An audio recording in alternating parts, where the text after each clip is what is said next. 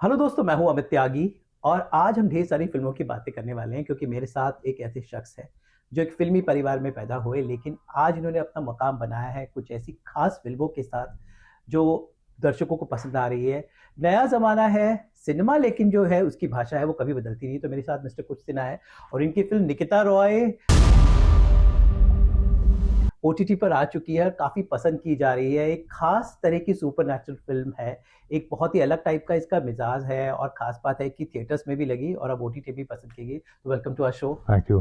तो निकिता रॉय अब ओटीटी पर आ चुकी है एंड खास बात यह है कि ओटीटी पे उसके एक अलग ऑडियंस मिल रही है। जी जी जी। बिकॉज अभी आजकल टाइम क्या हो गया, लोग सिनेमा से थिएटर्स के अलावा लोग ओटीटी पर बहुत ज्यादा कंटेंट कंज्यूम करते हैं। आई थिंक फिल्म का सब्जेक्ट ओटीटी पर ज्यादा लोग देख रहे हैं। तो do you see a new trend in film watching as a film maker, and what kind of satisfaction you get? इसी अगर मैं सच कहूँ तो सिनेमा की हमेशा एक जगह रहेगी रहेगी और रहनी चाहिए।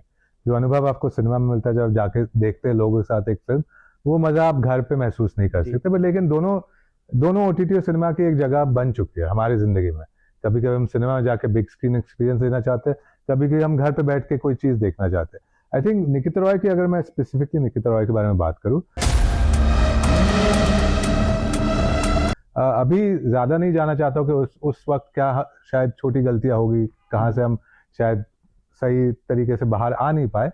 लेकिन ये मैं जानता हूँ कि उस टाइम पे जब मैं जा रहा था सिनेमा में, वर्ड ऑफ माउथ के द्वारा वो फिल्म की एक ऑडियंस बनते जा रही थी। और शायद आज जब ये ओटीटी पे आ गई, मुझे लग रहा है ये साबित हो चुका है, क्योंकि अभी आज भी हम आई थिंक 12 जनवरी को हमारी रिलीज हुई है ओटीटी पे। And I think very minimal, मतलब ओवर द टॉप प्रमोशन जो होता है, हमने वैसे कुछ नहीं किया। उसके बावजूद हमारी फिल्म आई थिंक पहले दिन पे नंबर 5 पे आ गई थी, मतलब ऑल इंडिया कैटेगरी हिंदी जो ओटीटी चैनल पे। और अभी अगर मैं आज की बात करूं तो हमारी फिल्म नंबर 3 है और हिंदी मूवी कैटेगरी में नंबर 1 है। तो आई थिंक ऑडियंस जो प्यार निकिता रॉय को दिखा रही है अभी, मैं उससे बहुत खुश हूँ। तो कुछ वैसे तो आप बड़े जन्मे फिल्मी परिवार में है, लेकिन आपने पूरी विधिवत पढ़ाई करके आप इस फील्ड में है, you studied cinema.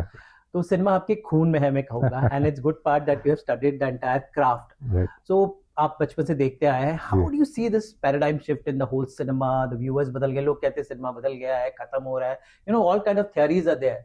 But since it's part of your blood, how do you see cinema किस दिशा में जा रहा है आजकल का so called that Gen Z cinema? देखिए, एक तरीके से कह सकते हैं कि it has become easier to make movies. Technology जो आई है आज, मतलब पहले हम सोचते थे कि आई थिंक सिर्फ करीबन 10 साल पहले भी आपको 4K कैमरा एक बहुत बड़ी बात होती थी। अभी तो मोबाइल भी 4K में शूट करते हैं। तो अभी एक जो कहते हैं बैरियर्स टू एंट्री जो हर बिजनेस में होता है, वो शायद कम हो चुका है। ये अलग बात है कि अभी क्योंकि कंटेंट इतना बढ़ चुका है, इतना कंटेंट हर दिन प्रोड्यूस होते जाता है, रिलीज होते जाता है, तो आई थिंक लोगों को यूनिक कंटेंट या कहानियों में जो एक जान डालने की जो बात होती है, वो उस पर और मेहनत करना पड़ रहा है, because there so much content available right now. But I think these are the two changes. There so much content, तो आपको सच में आपका दिमाग लगाना होता है कि मैं क्या बनाना चाहता हूँ। Too much of knowledge also is dangerous. Yeah, exactly. And it also, I think, when there's too much content था, सिनेमा becomes a commodity.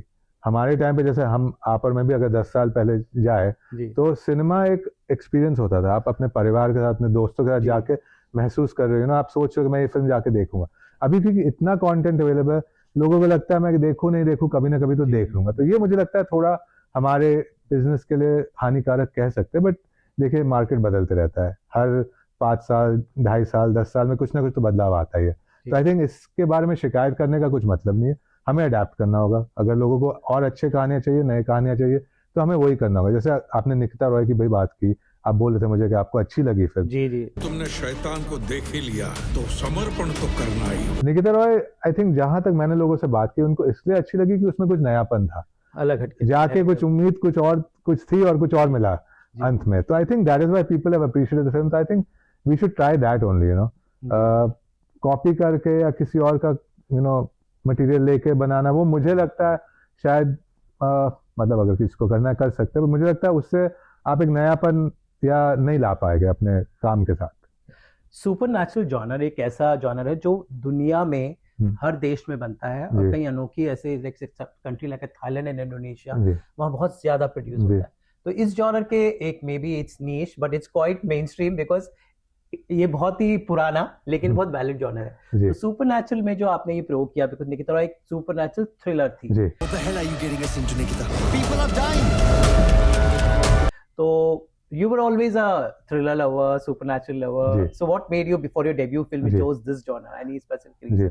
नहीं, so I chose this genre because ये फिल्म की जो कहानी, जो ओरिजिनल कहानी थी, जो पवन कृपलानी ने लिखी थी, जी बट लेकिन उसने हमें और मेरा टीम ऑफ राइटर ने हमें बहुत रीराइट किया, मतलब जो आप ओरिजिनल स्क्रिप्ट पढ़ेंगे और इसमें बहुत फर्क है। जी लेकिन ओरिजिनल कहानी में मुझे एक चीज अच्छी लगी थी कि इसमें जो मेन कैरेक्टर थी जो सोनाक्षी ने फाइनली प्ले किया, जी हफ्ते के अंदर मैं आपकी सच्चाई दुनिया के सामने लाऊंगी। उतना समय ही नहीं है तुम्हारे पास। बहुत स्ट्रॉन्ग कैरेक्टर थी और उसके आसपास जो हो रहा था वो मुझे पता था कि ऑडियंस को थोड़ा गेसिंग गेम उनके लिए हो जाएगा कि क्या एग्जैक्टली हो रहा है यहाँ पे। तो आई लाइक दैट कि there is a strong female character, एक स्ट्रॉन्ग इमोशनल आर्क भी था उसका, कि उसके साथ जो हादसा होता है, जो उनके साथ जो है उनके ब्रदर एंड सब, जी तो वो सब जो इफेक्ट उन पे आता है, और फिर ये जो सुपरनैचुरल इंसिडेंट्स उनके आसपास होने शुरू होते हैं। आई लाइक दैट। तो मुझे पता था कि ठीक है, वो ओरिजिनल में जो भी इश्यूज थे जो मुझे शायद नहीं लाना था स्क्रीन पे, लेकिन मुझे पता था उसका हार्ट या उसका कोर बहुत स्ट्रांग है, इसलिए मैंने निखिल रॉय को चूज किया। और दूसरी बात, जैसे मैं कह रहा था, अगर आपको एक इंडस्ट्री में आना है, अगर आपको अपना नाम कमाना है, तो आप वही करेंगे जो बाकी 10 लोग या 100 लोग कर चुके, तो आप अपना नाम कैसे कमाओगे या अपना नाम कैसे बनाओगे। निकिता रॉय एक यूनिक, एक अलग टाइप की कहानी थी, तो इसलिए मैंने उसको चुना, बिकॉज मुझे कुछ अलग करना था। जी तो मेरे साथ कुछ सिन्हा है और इनकी सिस्टर सोनाक्षी इनके साथ इनकी पहली फिल्म में थी। तो भाई बहन का जो बॉन्ड आपका रियल लाइफ में है, मुझे फिल्म में भी देखने को मिला, क्योंकि अर्जुन रामपाल सोनाक्षी के भाई बने थे। तुम कभी किसी चीज को छोड़ती नहीं। और पूरी पिक्चर में भाई बहन का एक बहुत स्ट्रॉन्ग, मतलब एक आपने एक सुपरनैचुरल एक बॉन्ड भी चुना। जी तो वो मतलब रियलिटी का प्यार पर्दे पर कहीं ना कहीं as a brother you had felt, because that a very beautiful bond मुझे इस फिल्म में ऑन स्क्रीन देखने को मिला। आई थिंक सोनाक्षी और मैं, वो हम एक दूसरे को इक्वल जैसे ट्रीट करते, ताकि जब वो बहन है लेकिन we treat each other equals, but हाँ, आवर फैमिली इज यूनाइटेड, तो आई गेस इतना मुश्किल नहीं था वो बॉन्ड ट्रांसलेट करना है, दिखाना स्क्रीन पे। बट हाँ, ये किसी और ने भी कहा था कि क्या उनके कैरेक्टर आप पे बेस्ड है, मैंने बोला नहीं, बिल्कुल नहीं। वो एक कैरेक्टर है, फिक्शनल कैरेक्टर है, but I think it was easy to translate that. And देखिए, इन एज ए डायरेक्टर, अच्छी फिल्मों की खासियत क्या होती है कि उनका इमोशनल कोर हमेशा स्ट्रांग रहता है। ऐसे आप शोले भी देख लीजिए, उसमें क्या मेन चीज थी कि जय और वीरू की दोस्ती, राइट? तो वो आपको वो एक चीज थी। जैसे अभी भी कौन सी फिल्म आई थी, एनिमल कह दीजिए, एनिमल जो भी लोग कहते हैं, धुरंधर कैसी लगी आपको? धुरंधर भी अच्छी थी, बट एनिमल मैं याद करता हूँ उसको, या फिर अर्जुन रेड्डी।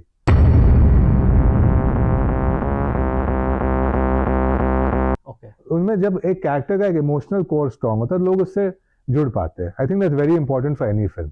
सो आई न्यू कि निकिता रॉय में it will have to have a strong emotional core, नहीं तो आप पे असर कैसे आएगा, आपको कैसे उनका दर्द महसूस होगा, या जब उनके साथ कुछ होना शुरू होता है, how will you respond to it unless आप कैरेक्टर के लिए केयर करते हैं।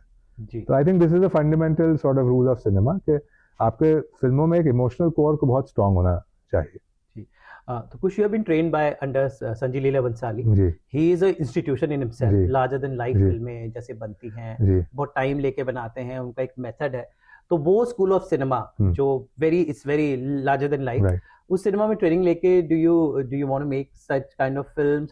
What do you see? See, I see it as a requirement. अगर कहानी के लिए मुझे बनानी है वैसी फिल्म, या कहानी रिक्वायर करती है कि हम वैसी फिल्म बनाएं, तो बनाते हैं। देखिए, मैं फिल्म स्कूल से आया हूँ और हमें वहां पे सिखाया गया था कि आपको अडेप्ट करना होता है। Okay. You can not, and I also believe this, see you can go in as a director, but you have to be flexible. हर चीज मतलब आपको अपने तरीके से ही चाहिए। I don't think that helps, you have to be flexible. Bhansali sir एक अलग लेवल पे, जहाँ पे हर चीज जो वो चाहते हैं उनको मिल जाती है, बिकॉज वो उस लेवल तक पहुंच चुके हैं।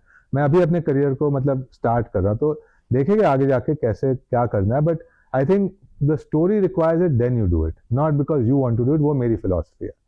जी।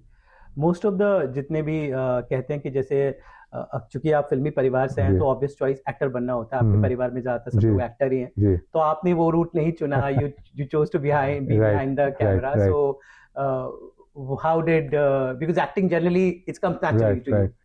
So I think for me, somewhere I think it has to do with my father also. I think जब बचपन में फिल्म में देखता था, he always used to tell me कि बाकी सब चीजों को देखो, खामोश, मतलब सेट को देखो, प्रोडक्शन डिजाइन को देखो, एक्टर क्या कर रहा है वो देखो, तो used to make me focus on everything. I think वहां से मुझे थोड़ा बहुत लगने लगा कि direction is something I want to do.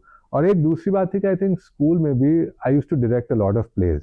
In fact I think one of the only awards I won was technical excellence in direction. तो I think कभी कभी आपको समझ में आ जाता है कि ठीक है मैं ये करना चाहूंगा या कर सकता हूँ। उसके बाद फिर फिल्म स्कूल, देन उसके बाद फिर वर्किंग विद बंसाली सर, फिर उसके बाद working with Abhinav Kashyap sir, फिर एक एड एजेंसी में काम करना, फिर ऑब्वियसली फिर तो कोविड आ गया तो हम सब रुके हुए थे। फिर उसके बाद फिर निकिता और की स्क्रिप्ट आती है, फिर प्रोड्यूसर से मिलता हूँ, निकी विकी भगनानी, अंकुर टकरानी, दिनेश गुप्ता। तो आई थिंक एक रास्ता था, उसमें वक्त लगा, लेकिन मुझे पता था कि ये मुझे करना है, राइट। एंड एक्टिंग में हमेशा कहता हूँ कि कभी कभी वो एक्टिंग ज्यादा, मैं कहता हूँ वो किस्मत का खेल उसमें ज्यादा होता है। जैसे सोनाक्षी की बात कर लेते, तो सोनाक्षी की ओवरनाइट सक्सेस या ओवरनाइट स्टारडम बहुत कम लोगों के साथ होता है। आई थिंक सोनाक्षी का कह सकते हैं, दीपिका पादुकोण का कह सकते हैं, ऋतिक रोशन का कह सकते हैं। ये शायद पिछले 25 साल में 3 लोग हैं जो ओवरनाइट सक्सेस बन गए। सो आई थिंक मेरे लिए मुझे पता था मुझे कुछ और करना है, डायरेक्शन करना, तो इसलिए मैंने उस पर ध्यान दिया। जी। आपकी फिल्म निकिता रॉय के पे चलते हैं, तो मुझे उस फिल्म में जो आपने ब्रिटेन का, लंदन का एक ईरीनेस बहुत अच्छे से कैप्चर किया है, स्पेशली जो वो हॉन्टेड जगह है जहाँ पर बाबा जी का आश्रम होता है। So that eeriness of London, generally London को लोग दिखाते हैं गानों में जो हम देखते आए हैं, या ब्रिटेन के जो लोकेशन है, बट आपने वो ईरीनेस कैसे जो कैप्चर किया था? बिकॉज एक सर्टेन अमाउंट ऑफ एक वो भी चल रहा था कि सस्पेंस का मोड भी चल रहा था। लोकेशंस आपने बहुत अच्छे से दिखाए हैं, दैट ट्रैवल मोटेल का शूट है, दैट आश्रम इज देयर, निकिता का घर। सो वो कैसे आपने प्रोडक्शन डिजाइन अपनी टीम के साथ एज अ डायरेक्टर? हम सब अपना अपना सत्य ढूंढते हैं, आधा सच तो हमारे सामने होता है। आई थिंक वो तो कंबाइंड एफर्ट होता है, क्योंकि मैं तो लंदन में रहता नहीं हूँ, बट जो वहाँ के हमारे जो लाइन प्रोडक्शन टीम थी, उन्होंने हमें ऑब्वियसली ऑप्शंस दिखाए, बट फाइनल चॉइस हमारा होता था, मेरा और मतलब प्रोड्यूसर और डायरेक्शन टीम का। बट आई थिंक ये मुझे पता था कि हमें कुछ नयापन वहीं पे दिखाना होगा, बिकॉज लंदन जैसे आपने बोला पूरा, मुझे लगता है लंदन पूरा एक्सप्लोर हो चुका है। मतलब London, the city of London specifically, Hindi फिल्मों ने उसको इतना ओवर एक्सपोज कर दिया कि वहाँ पे कुछ नयापन बचा नहीं है। तो और मुझे पता था कि हमारे फिल्म के लिए atmosphere will probably be the third actor. एक तो सोनाक्षी होगी, एक परेश जी हो गए, या सुहेल होगा, या अर्जुन सर हो गए, या जो वो सुपरनैचुरल एंटिटी है वो भी एक हिस्सा है फिल्म का। But I think one of the most important things would be the locations, the environment, the atmosphere. So we specifically went and found places. कभी कभी हमें लास्ट मिनट भी कई चीजें मिल गई जहां हम लकी, हमारे लिए I guess luck was favouring us, क्योंकि मुझे पता है कि एक लोकेशन कैंसिल हुई almost 2 days before the shoot, और फिर हम लोग भाग दौड़ रहे थे कि कहाँ करना है, क्या करना है, but we got a better location. I think we got very lucky with the location also. और एक मैं कहूंगा, I think for anybody who is planning to become a director और even for actors, I think every place has its own energy. तो आप जो ढूंढ रहे हैं वहां पे जाके, अगर आपको महसूस होता है कि यहाँ पे अगर मैं अकेला होता शायद मुझे डर महसूस होता, अगर मैं रात के 12 बजे शायद इधर घूम रहा होता तो मुझे शायद कुछ ईरी लगता। तो you understand that and then you pick that place. I think अब आप मुक्त हो। So do you believe in these energies? I think I believe in everything, whatever you want to call it. I mean, not everything can be quantified, right? I mean, if science had an answer for everything, we'd be done there. There'd be nothing to discover.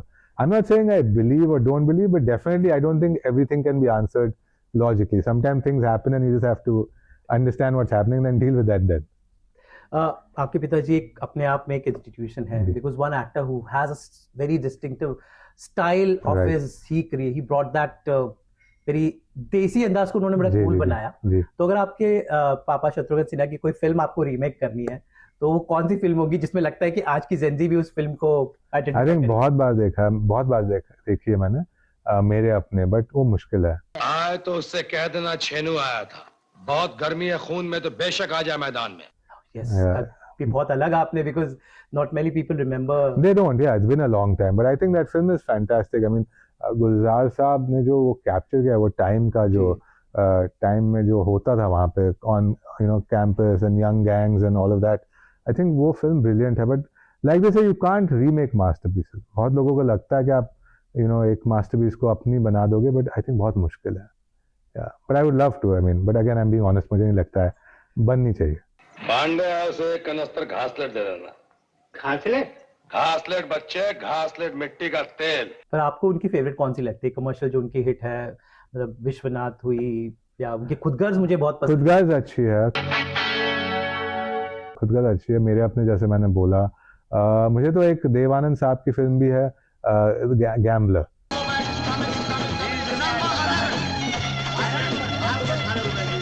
उनमें उन्होंने एक grey character का role play किया था जब वो शुरुआत में कर रहे थे, बट आई थिंक आज जो लोग एक्टर करते हैं हाँ exactly he started then exactly, so that film also I think he was outstanding in it, मुझे याद है। तो ये सब फिल्में मैं देखता हूँ क्योंकि ये कई फिल्में उनके करियर की शुरुआत के टाइम की थी जहाँ पे उन्होंने अपना टैलेंट दिखाया, फिर बाद में जब एक स्टार बन जाता तब उनके टैलेंट और उनके स्टारडम का दोनों का वजन वो दिखाते स्क्रीन पे। तो like you said Khudgarz, Kalicharan, Vishwanath, and I think even मुझे लगती है रक्त चरित्र भी, ताकि लोगों को I mean the film has mixed reviews लोगों को कभी बट आई थिंक उनका जो परफॉर्मेंस है उसमें आई think one of the best performances of his I have seen ever. आज से तुम्हारा प्रमोशन किया। जी शत्रु सर खुद FTI के स्टूडेंट थे, एक जमाना था FTI was the institution for learn acting. आप चूंकि पढ़े, पर आजकल आपको लगता है कि सिनेमा की training for directors as well as actors कितनी जरूरी होती है? बिकॉज अब आजकल एजुकेशन का रेलेवेंस धीरे धीरे थोड़ा कम हो रहा है in the social media overload of information, but some way the training and the education always matters.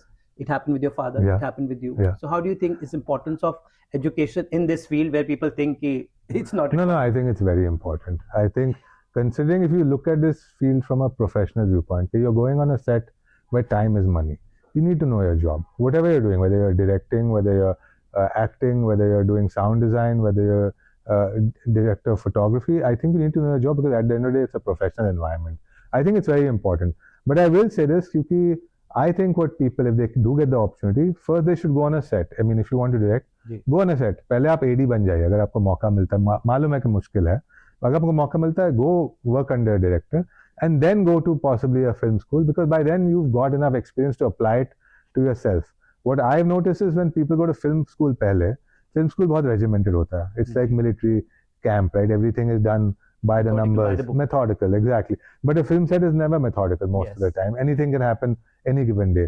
So then you come from film school, you go on a set and you have to discard your training to again learn a different kind of training. So I think it's better if you go on a set first, 1-2 साल वहाँ पे काम कीजिए, फिर जाके film school में वो apply कीजिए जो आपने सीखा है। 2026 बहुत ही अच्छे नोट पे शुरू हुआ, आपकी फिल्म OTT पर आ गई है बड़े प्लेटफॉर्म पर। What next now? Some more projects in the pipeline? I mean, I'm reading scripts, but to be honest, I'm still trying to figure out what's next. I've got an idea that I'm working on, but it's going to take some time because I want to get it right also. हड़बड़ी में कुछ काम नहीं करना. But I have been reading a lot of scripts. One idea seems to have caught my attention अभी, but I'll still have to read that. So let's see. But हाँ, पढ़ तो रहा हूँ.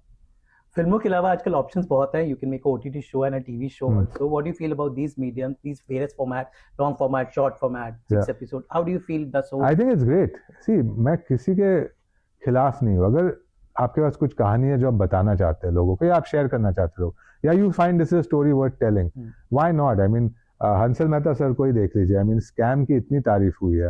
आई मीन उन्होंने इतना अच्छा शो बनाया, तो आई मीन क्यों नहीं है? अगर आप ईमानदारी से काम कर रहे हो और आप अच्छी कहानी लोगों तक पहुंचा रहे हो, आई थिंक मीडियम की प्रॉब्लम नहीं है.